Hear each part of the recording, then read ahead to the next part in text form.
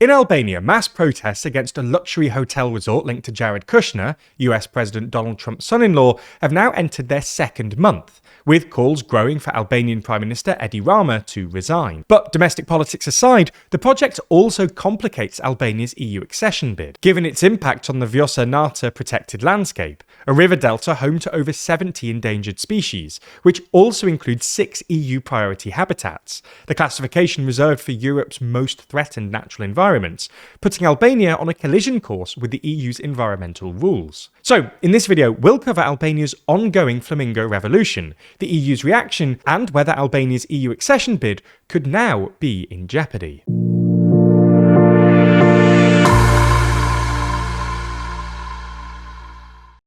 European politicians don't really talk about the energy transition anymore, but that doesn't mean it isn't happening. In fact, Europe has quietly redoubled its efforts at decarbonisation. In the latest issue of our magazine, we look at this rare good news and why the energy transition has ended up looking different to the one we envisioned. That's just one of 80 pages in the magazine, because there's more in Too Long than you'd expect. Purchase your copy by clicking the link in the description. We'll start with an update on the so-called Flamingo Revolution, which started in early June. As we explained in our previous video, the protests relate to a proposed 10,000-room luxury hotel resort on Albania's Adriatic coast, funded by the private equity firm Affinity Partners, which is owned by Trump's son-in-law Jared Kushner. The project has two main components: a $4.7 billion coastal development along the Vjosa Nata protected landscape, a 250 square kilometre river delta home to more than 2,300 species, of which over 70 are endangered, and a $1.4 billion resort on the nearby uninhabited island of Sazan.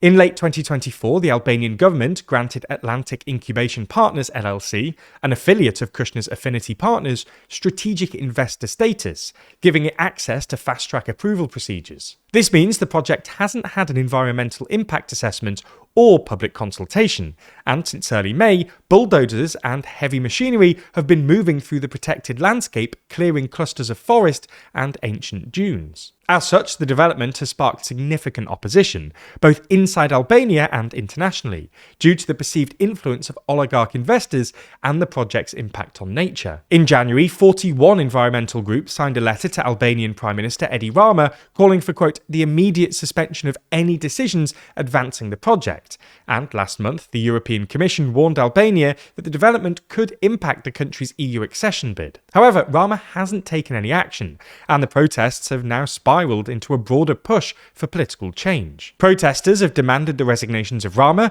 Albanian opposition leader Sali Berisha, and the entire government, as well as the installation of a non-political technocratic government and sweeping changes to laws related to protected areas and investment. Despite this, Rama has rejected calls to resign, saying, "I have a contract with the sovereign people of Albania, signed until 2029, and I have no intention of leaving." On Thursday, serious clashes broke out outside the Albanian parliament in Tirana, with 9 police officers injured and 18 protesters arrested, and police were forced to put up metal fences to protect MPs. Later that evening, Rama posted a series of clown emojis on X, mocking the protesters, writing, "The beautiful protest of citizenship, patriotism and cleanliness has now given way to the old film of conflict, quarrel, violence, where the claws of the politics of failure and anger are emerging with their characteristic sleaziness." Rama has also previously called the protesters stupid and described the revolution as a hybrid war driven by online bots and external forces. Anyway, this has all raised concerns inside the EU,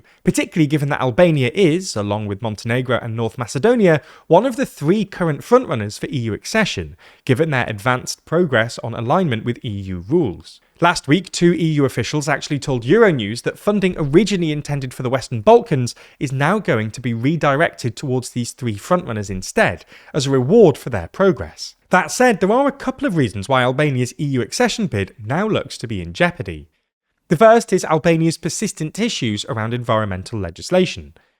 As we mentioned earlier, the EU has warned Albania that its accession talks are at risk if the government doesn't change course over the impact of the planned luxury development on protected areas. Specifically, this relates to Chapter 27 of the EU's accession process, on the environment and climate change, which includes the EU's Habitat Directive and Birds Directive. The EU has been aware of issues surrounding Albania's environmental policy for several years.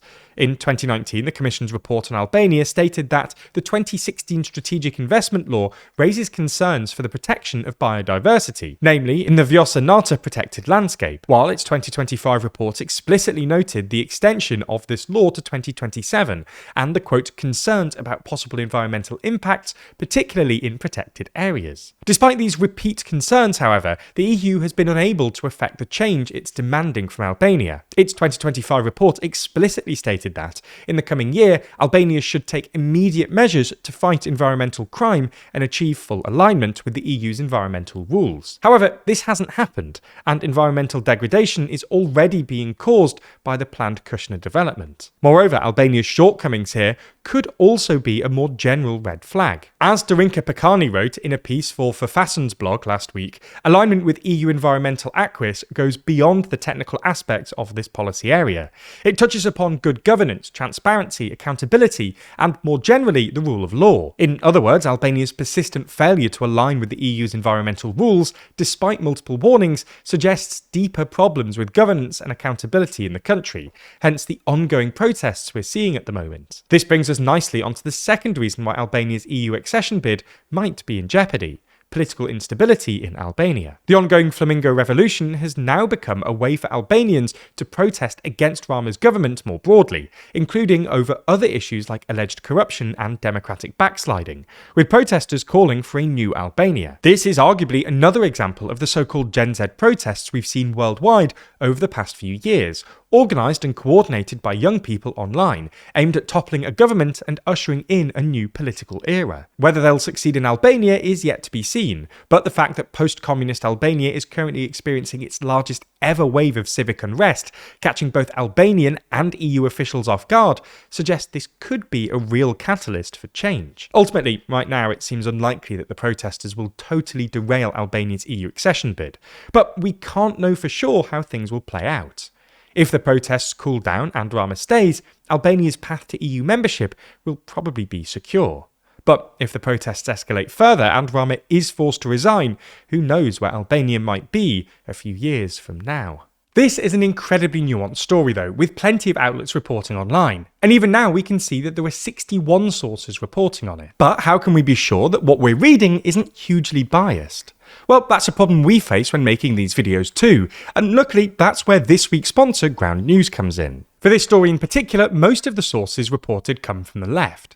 If we dig deeper into how the story is being framed, you can quickly see the contrast in how the story is being reported across the political spectrum.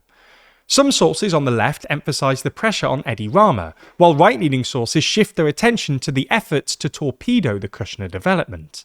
We're only able to get this level of deep analysis and transparency in reporting because of Ground News, who we've been partnered with since 2023.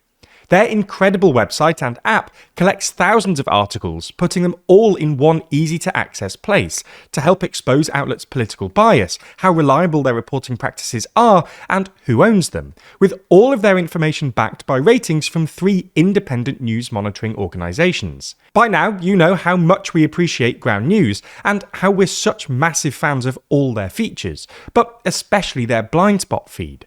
If you're not familiar though, this is where you can discover everything that's being disproportionately reported by one side or the other, whether it's a mile from your house or on the other side of the world. And that just scratches the surface of what Ground News has to offer. They're completely subscriber funded, so there's no corporate influence deciding what you see, and we partnered with them to get you the same 40% off unlimited access Vantage plan that we use. Get that by clicking the link in the description, go to ground.news/TLDR or scan the QR code on screen, and you'll be supporting an independent news platform working to make the media landscape more transparent.